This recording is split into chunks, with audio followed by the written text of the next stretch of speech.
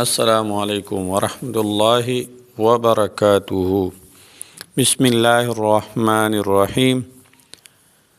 ټول تعریفونه د رب ذوالجلال دپاره چې خالق او مالک او پروردگار د کل عالم دی، او درود پاک په خاتم الانبیاء د مدینی جانان حضرت محمد صلی الله علیه وسلم باندې.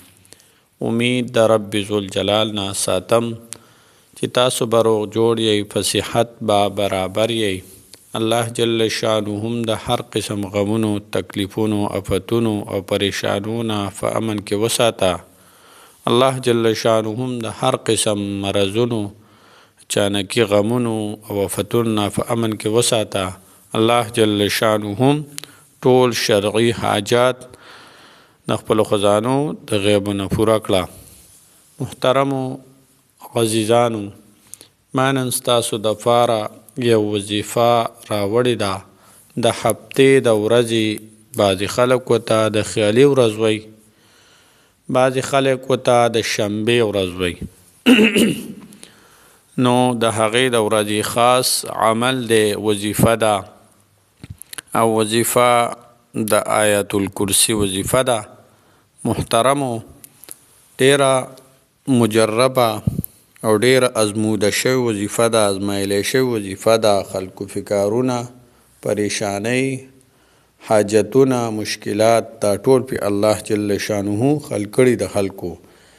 نو د چا څه قسمه مسله وي، د چا څه قسمه حاجت وي، د چا پرشتو کې څه قسمه رکاوټ وي، یا د چا په نوکرو کې څه قسمه رکاوټ وي، هغه ټول الله جل شانه د دې وظیفې په برکت سره ختموي، رکاوټونه ختموي، مشکلات حل کوي او حاجتونه پې پوره کوي. نو ډیره طاقتور عمل دی، ډیر مجرب عمل دی، ډیره خاص وظیفه ده د هغه خلکو دپاره چې د چا حاجات نه پوره کیږي، مشکلات نه حل کیږي، او څه قسمه رکاوټونه هغوی ته په هر قسمه شعبه کې، په کاروبار کې، په رشته کې، هر څه چې دي هغه رکاوټونه دي.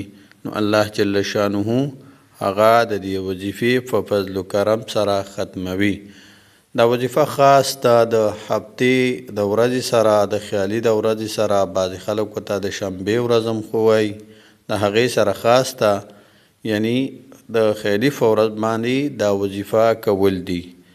خو د څه خبرو خیال ساتل پکار دي، ځکه چې ما مخکې هم تاسو ته ویلي دي چې اول خبره دا ده چې د چا زړه به نه وي ازارولی، یعنی زړه م نه یې ازارول، زړه ازارول نه دي پکار. د مسلمان زړه ورانول، خفه کول یا ازارول نه دي پکار. بل دا چې د سړي په خېټه کې، په بدن کې څه حرام نه وي، ځکه چې د دې حرامو د وجې نه مونځ نه قبلیږي. نو دعاګانې به الله جل شانه څه قبول کړي.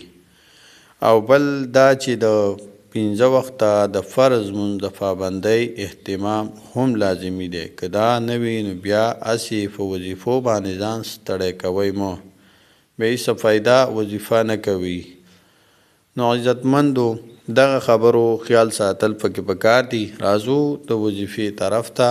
وظیفه د خیالي په ورځ چې هر ټیم وي، خو چې مکروه ټیم نه وي، نو په هغې کې اول به د 4 رکعاتو نفلو نیت وتړئ، صلات حاجات مونځ.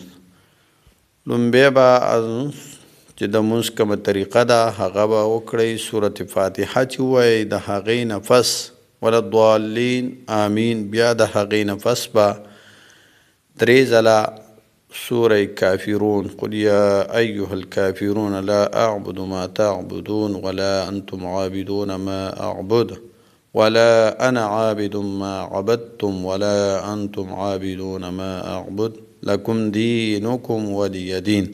دا به 3 ځله ووایئ په لومبي رکعت کې، دغسې په 2م رکعت کې هم 3 ځله، بیا غسې په 3م رکعت کې هم 3 ځله، دغسې په څلورم رکعت کې هم 3 ځله به د سورت فاتحې نه وروستو دا سورت مبارک ووایي.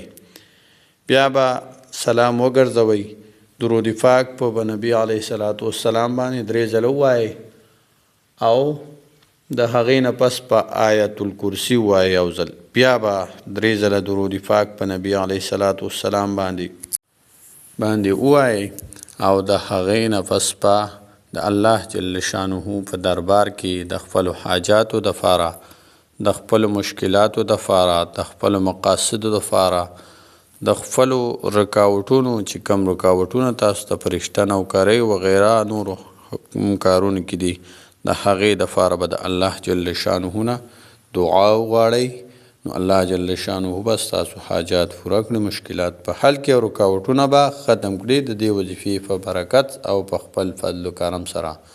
السلام علیکم ورحمة الله وبرکاته.